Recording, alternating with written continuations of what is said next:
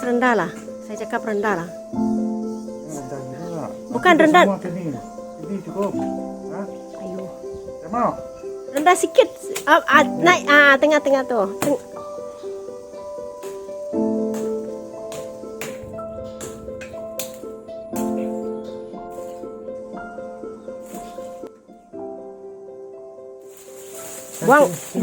Buang luar sana. Ini, tengok ini sarang burung ada kah? Ada mau. Cek. Coba tengok.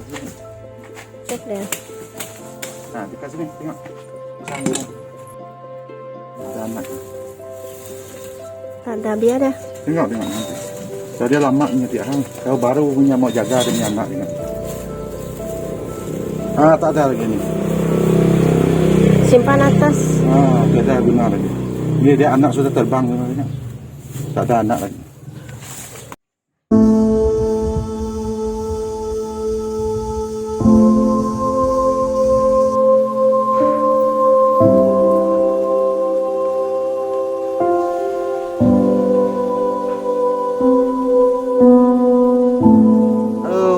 Selamat bertemu lagi di channel Sarawak Omen dalam segmen Parang Sarawak. Jadi banyak juga lah penonton yang ingin tanya macam mana mengasah parang dengan cara yang betul. Mengasah parang dengan cara yang betul lah. Kebetulan di sini banyak parang yang sudah siap tetapi belum diasah. Jadi kebetulan lah kita hendak mengasah parang pada kali ini dengan peluang yang ada ini. Mari kita melihat macam mana cara mengasah parang yang betul.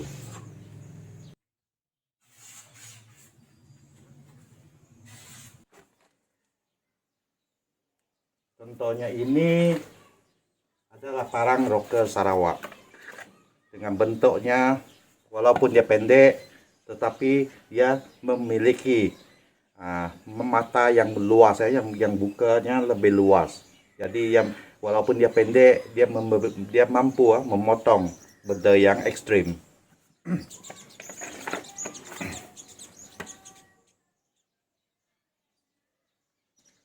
Yang contoh ini pula adalah juga parang Sarawak dan hari ini kebetulan saya ada 4 bilah parang dari Semenanjung. Oleh kerana parang candong ini sangat popular di mana-mana. Jadi kalau kita boleh melihat candong ada di barat di negara barat, di Eropah dan sebagainya. Di Eropah, di Thailand. Dan sekarang Myanmar juga, orang Myanmar juga mula meminati parang candong. Jadi apalagi di Semenanjung. Semenanjung juga candong adalah sejenis parang yang sangat popular. Tapi desainnya agak berbeza sedikit lah. Contohnya ini adalah parang candong tulang. Candong tulang ini berukuran 10 inci dan tebalnya sehingga 5 mm yang sangat tebal. Jadi parang ini adalah sejenis parang lasak. Perbezaan parang-parang Semenanjung dengan parang Sarawak ini, dia berbeza di material dia. Apa yang kita tahu, Sarawak sini menggunakan spring kereta lama untuk menghasilkan parang yang sangat kuat. Di Semenanjung pula, mereka sangat suka menggunakan carbon steel, high carbon steel dengan low carbon steel. Carbon steel ini saya belum cobalah.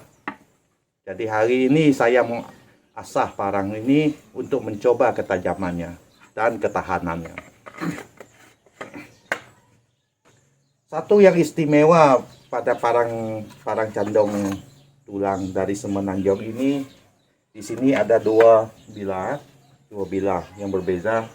Satu lebih berat dan satu ringan. Ia menggunakan carbon steel jenis SUP9. SUP9 ini dia import khas dari negara Eropah lah, seperti Inggris, England dan sebagainya. Besi SUP9 ini diakui sangat tahan lasak. Jadi kalau sesiapa yang ingin mendapatkan parang tulang ini, Kalau di Semenanjung boleh terus menghubungi pembekal ini ya, atau pembuat parang ini.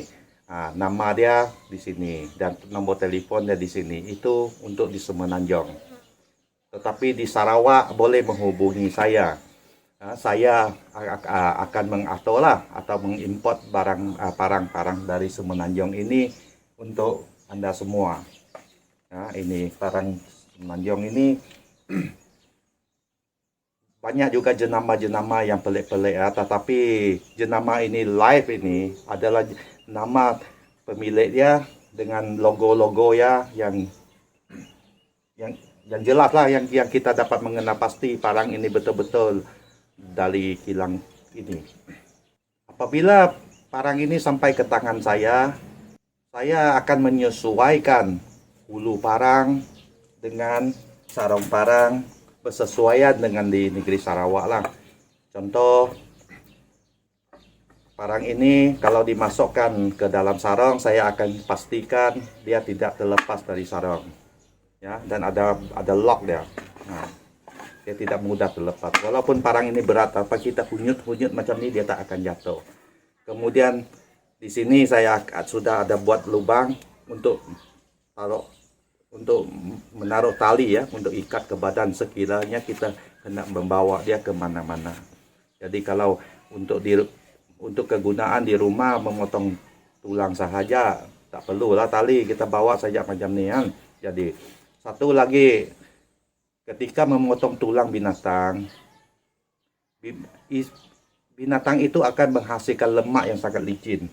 Kalau dia menggunakan gagang biasa macam ni, dia agak rasa licin lah. Jadi saya desain dia sedikit ada bunga-bunga sedikit sini, untuk memberi genggaman yang lebih stabil supaya dia tak berapa licin lah. Jadi ini adalah desain saya. Yang menariknya adalah satu dari parang yang Candong dari Semenanjung ini. Di sini ada 4 ya. 1, 2 kita sudah tengok. Yang ini pula berukuran 10 inci. 10 inci ini dia juga ada logo lah di sini. Yang paling menarik ini adalah satu lah, saya tengok. Ya sangat kecil ya. Dia hanya berukuran 8 inci. Jadi satu genggam kita macam ni, 2 genggam macam ni, kita sudah habis. Jadi parang ini biasa kalau di Semenanjung sekarang pengakap suka menggunakan parang ini untuk aktiviti mereka di dalam hutan. Apa yang kita tahu, kalau kita beli parang Rainbow itu dia tidak sesuai untuk memotong kayu api, tapi ini mampu memotong. Dan dia juga sangat sesuai untuk kita memotong sayur-sayuran ketika kita camping apa. Jadi kalau berminat bolehlah hubungi terus saya ya. Nomor telepon saya akan saya letak di atas ini. Dan orang di Semenanjung boleh terus menghubungi pembekal dia ya. Pembekal dia bernama Encik Lai ya.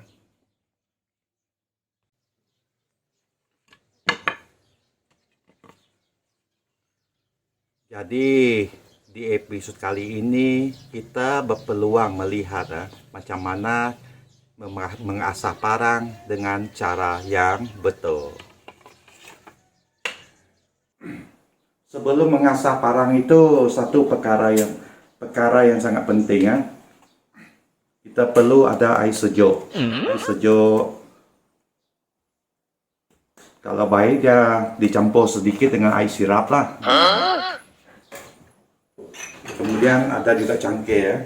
Cawan kecil ini kita tuang sedikit air sirap ini ke dalamnya. Kegunaan air sirap ini adalah untuk kita minum, kita asah parang nanti ya.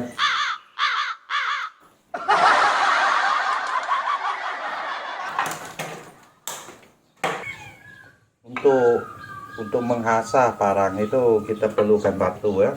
Hari ini kita menggunakan batu jenis jenama inilah. Ini di sini kami sebut ya chop red Indian lah, sebab dia ada logo Indian. Ini batu yang sangat saya shogun lah, dia sangat baik walaupun dia murah. Sebelum itu batu itu kita perlu rendam di dalam air dulu buat seketika waktu, biar batu itu serap air sehingga dia cukup. Satu perkara yang penting kalau kita menggunakan batu baru, batu yang masih baru, di tepi di sini kita perlu diasah dulu. Dia punya angle ini perlu diasah sebentar. Ini sangat penting. Ketika mengasah itu kita perlu taruh sedikit air. Kita mula asah. Cara mengasah parang itu, cara kita mengasah parang itu jangan macam ini saja. Kita sorong dia ada keluar, tarik balik macam ini. Mula-mula kita menggunakan bahagian yang kasar dulu lah. Waktu kita asah jangan sentiasa asah sini saja, sini perlu diasah juga. Mula-mula kita asah sini dulu. Tujuannya kita menolak pisau ini keluar dari batu. Bertujuan untuk mengekalkan batu itu sentiasa dalam keadaan rata. Contoh batu ini dia sudah selingkuh. Walaupun sudah lama pakai, dia cuma sedikit tenggelam. Kalau kita sentiasa menggunakan tengah-tengah sini, tepi sini kita tak guna, bermakna batu itu akan menjadi macam perahu. Jadi tak bagus lagi lah. Batu ini boleh dilihat dengan walaupun sudah lama pakai tapi dia masih rata, Contoh ini. Ini lagi kecil sudah, tapi dia masih rata. Ini yang kita mau supaya batu kita sentiasa rata. Jadi kita asah.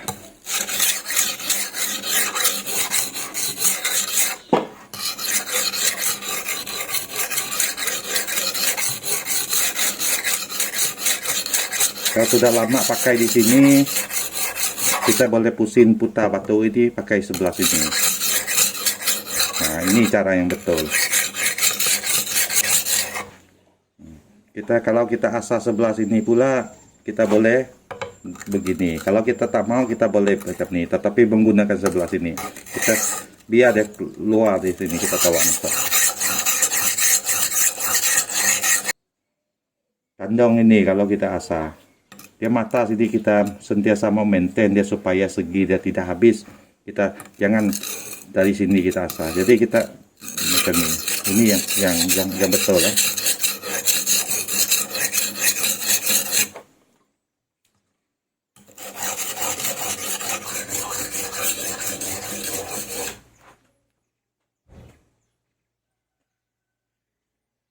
Setelah itu kita tukar sebelah sini lebih harus size yang 360. Biar dia melepasi macam ini. Kalau sebelah sini biar dia melepasi kalau tolak. Jangan guna tengah saja ya. Kalau guna macam ini itu salah. Kemudian batu perlu tukar lebih halus lagi, yaitu size 2000. 2000 ini untuk menghaluskan dia material lah. Cara juga sama, ulang-ulang macam ini, mengulangi gerakan yang serupa tadi. Tetapi kali ini kita menggunakan batu halus saja. Kemudian tekan pun jangan kita tekan terlampau kuat.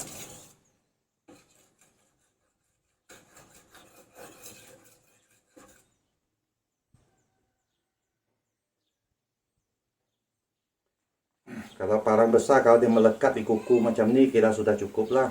Nah, cukup tajam. Nah, ini memang sudah cukup tajam lah, dia melekat terus. Dan kita coba dia setajam gila.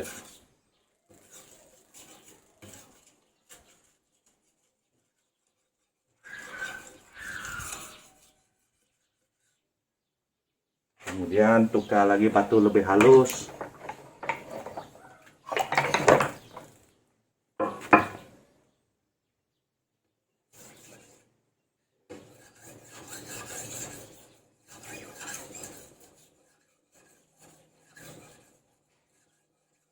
Batu size 6000 ini.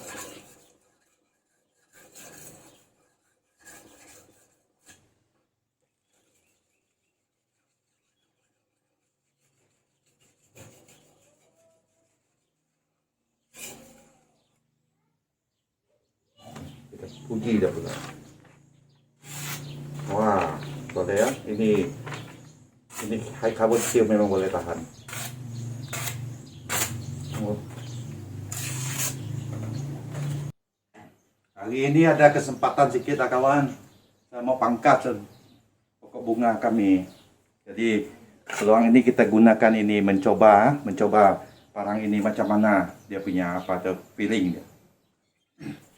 Oleh kerana bunga ini sejenis bunga yang sangat berduri, jadi sarung tangan perlu kita gunalah. Naik saja. Pangkas ini yang kecil adalah.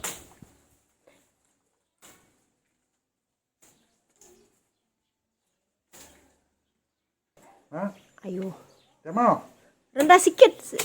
Naik tengah-tengah tu.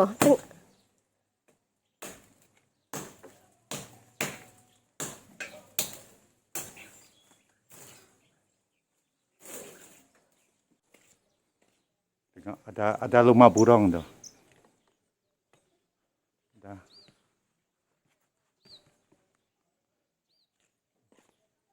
Ada rumah burung, jangan kacau dah ini. Tapi lama Ya, tu. di sini. Ada baru punya atas satu. Baru jangan kacau lama boleh kacau. Kepala. Hah? Sebelah sini. Yang sini. Ini. Ya, orang kampung lah. Ini natural ini.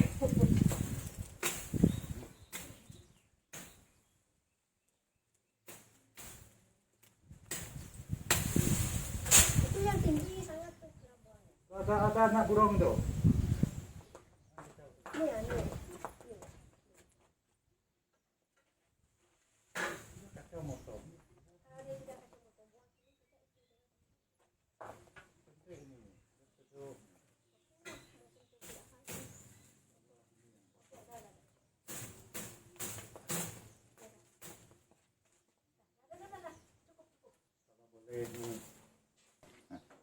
Oke kawan, tadi kita sudah coba ketajamannya memang boleh tahan lah.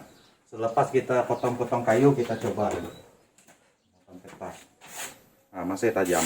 Nah, gimana boleh tahan lah ini parang. Jadi kalau siapa suka para semenanjung ini, saya ada 4 jenis tadi yang saya sebutkan tadi. 1, 2, 3, dan 4. Nah, 2 jenis ini adalah parang tulang, parang tulang. Dan 2 jenis ini ada parang biasa lah, parang pemotong kayu. Jadi kalau suka parang ini ingin mau order boleh order dengan saya yang dari Sarawak. Tetapi kalau orang Semenanjung mau boleh terus dengan pengedar ya. Sini nombor dia kita tengok. Saya akan letak nombor di sini di Semenanjung. Oke. Nah, tadi kita sudah menunjukkan cara mengasah parang dengan cara yang betul. Bolehlah Anda melakukannya dengan sebaik mungkin ya. Oke, bye-bye. Jumpa lagi.